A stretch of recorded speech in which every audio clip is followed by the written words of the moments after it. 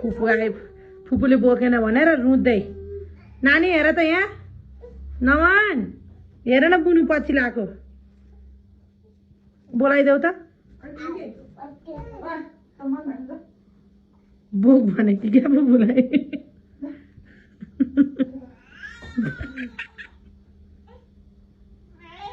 एउटाको पालो सक्यो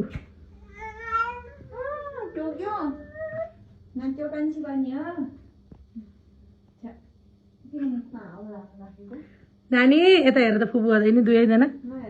यता प्लिज हेर न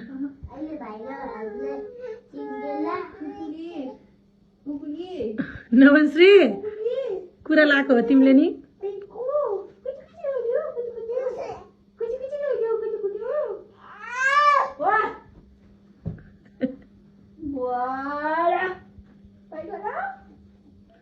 चित्त दुखायो कि